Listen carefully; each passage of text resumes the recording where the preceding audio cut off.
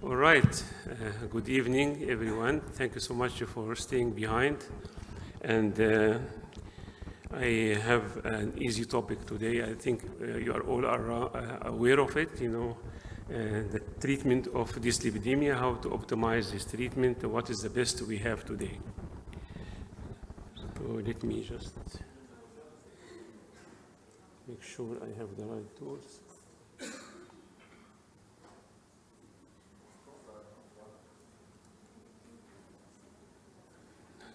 How do I can use this? This is forward? Okay, and what is the laser? Let's can make it by this. Okay. All right. So my objective today is, talking about cardiovascular disease worldwide with the guidelines, and we know the guidelines very well by now. We'll target LDL cholesterol, the type of statin we should use, and the effect of different statins, why it is important to use the strong statin or effective statin. I'm going to talk about rosuvastatin and the benefit of rosuvastatin, as well as adding ezetimibe and the efficacy of the fixed combination. There are some questions that we are trying to answer today, whether the reduction of LDL has a major cardiovascular effect and what is the evidence for that, the benefit of rosuvastatin, adding ezetimibe, and the efficacy and safety of the combination of ezetimibe and rosuvastatin. And we'll answer the question whether it is better to uptitrate the dose of rosuvastatin or to add ezetimibe. If we don't reach the target LDL, which approach is better? And then we will conclude by having the efficacy, safety, and the economic value of this fixed combination. So the first question I try to answer is, does the reduction of LDL lower the risk of major vascular disease? And I think all of you know that, but we just go over the evidence. The biggest meta-analysis trial is the cholesterol treatment trialist.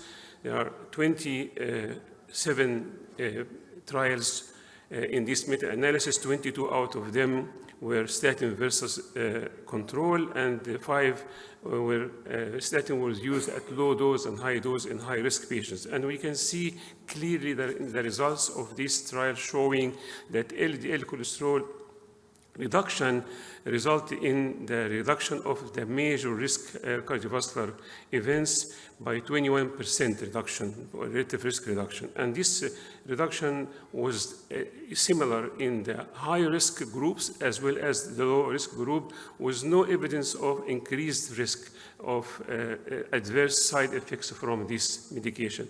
In this slide here, we can see that for every 1 millimole reduction in LDL cholesterol, there is an absolute reduction in MACE of about 11 out of 1,000 over 5 years.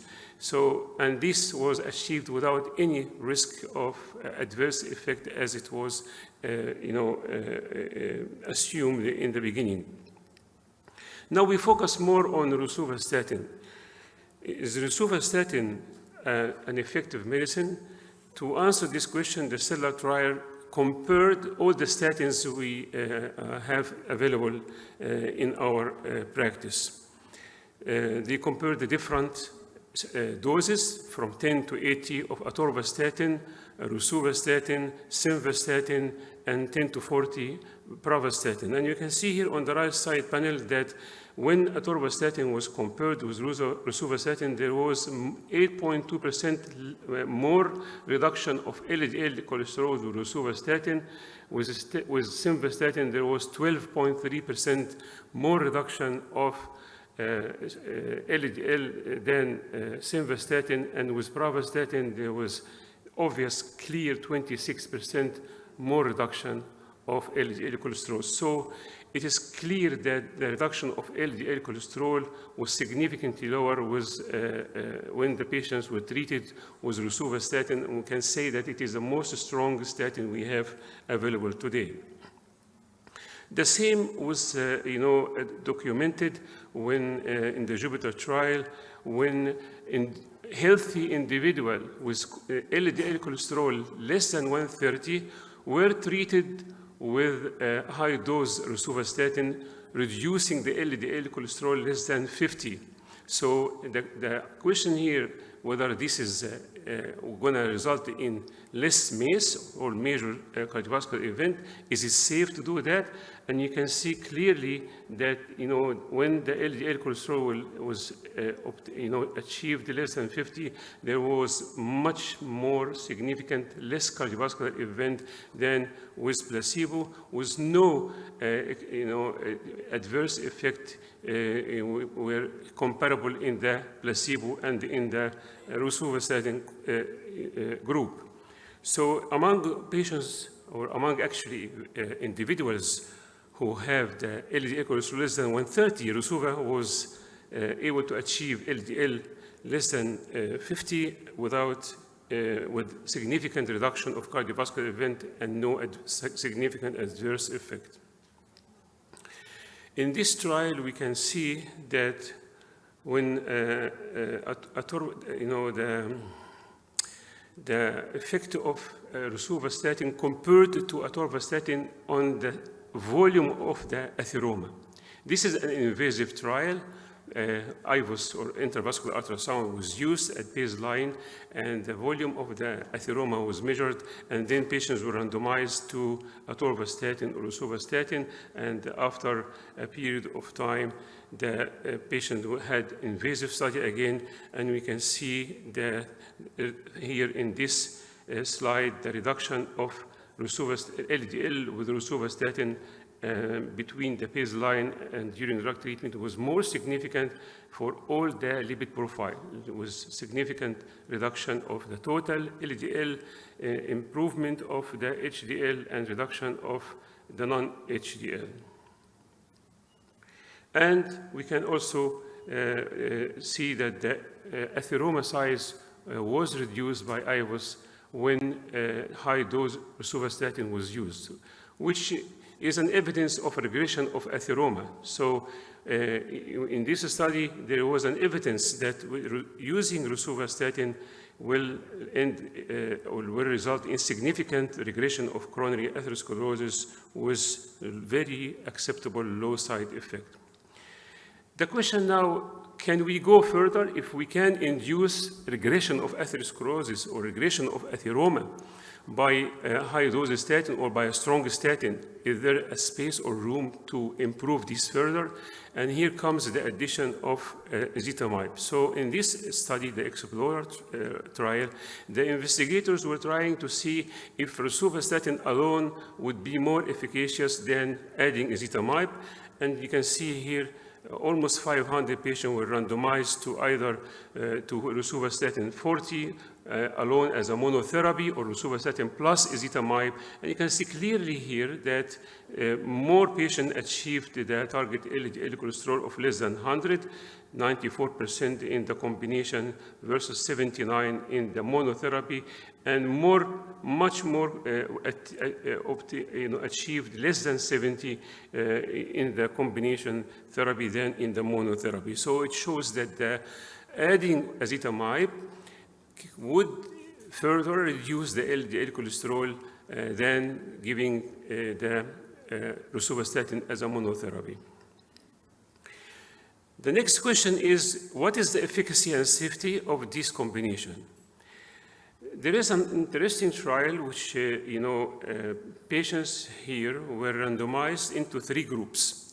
One group where rosuvastatin was used in different doses, 5, 10, and 20, plus ezetimibe 10, and in the other side, monotherapy alone for a period of 8 weeks, and then the study was extended. All the patients who were either on the combination therapy or on the placebo were put on the combination therapy for another period of 8 years, and the study showed clearly this is the result.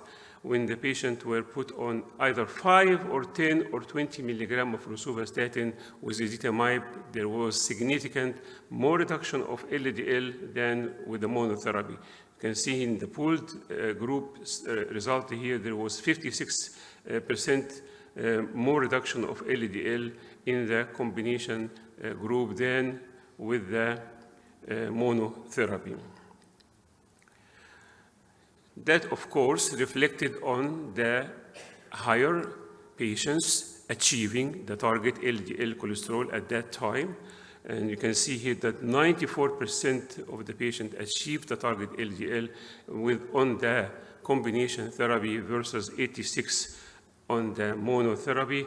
And that was achieved by whatever dose that was used, 5, 10, or 20. And this combination showed greater efficacy than rosuvastatin alone as a monotherapy. This is here, the comparison of the LDL, and you can see that there is significant reduction at any dose, and there was no serious side effects even at the higher dose, when the higher dose used. So the study concluded that the combination of ezetimibe and rosuvastatin not only showed efficacy during the study, but also in the extension period, and it allowed patients to achieve LDL cholesterol more than the monotherapy, and it led to additional beneficial changes, including patients who had responded well to rosuvastatin monotherapy, and it was very well tolerated. Now we come to the question, if I have a patient who had LDL not met by the target, by the guidelines on rosuvastatin, which is better, to double or increase the dose of rosuvastatin or to add ezetimibe?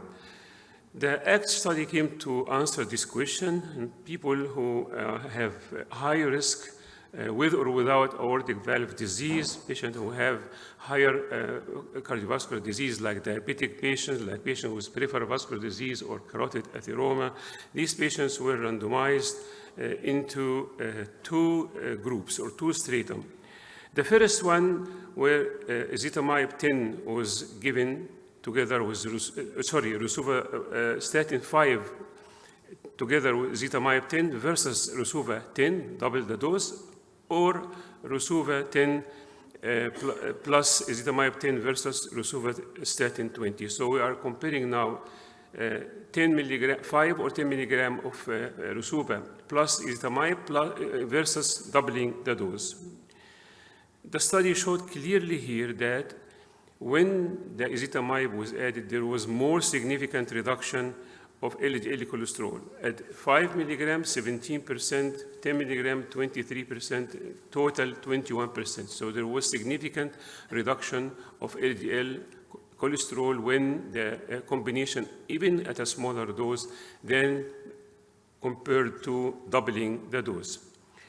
And of course, that will reflect on achieving the guidelines LDL cholesterol. More patients achieve the guidelines LDL cholesterol when the combination therapy was used compared to when the monotherapy was increased or doubled.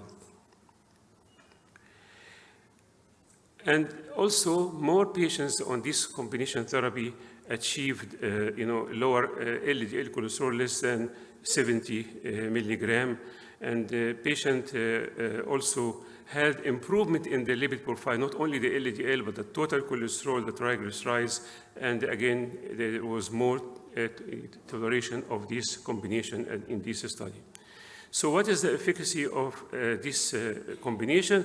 Another study here compared the monotherapy and the combination therapy, and we can see again that the combination therapy achieved lower LDL cholesterol, and interestingly, this study showed that this effect was more obvious in the diabetic patients than in non-diabetic patients. So this combination works better for diabetic patients as well as patients with metabolic syndrome, and it works very well, among patients who have high-risk coronary artery disease, and there was again no reported serious side effect in this trial. So, ladies and gentlemen, I'd like to conclude. There is no doubt that we have a very strong, probably the strongest combination of therapy for treating dyslipidemia. The combination of ezetimibe and rosuvastatin significantly lowered the LDL cholesterol and significantly reduced major cardiovascular event than monotherapy. It was safe to use, and I think now with this combination, it has also a good economic impact, and it would be easy for patients to use, and we can offer our patients more protection and better treatment of dyslipidemia. Thank you so much for your attention.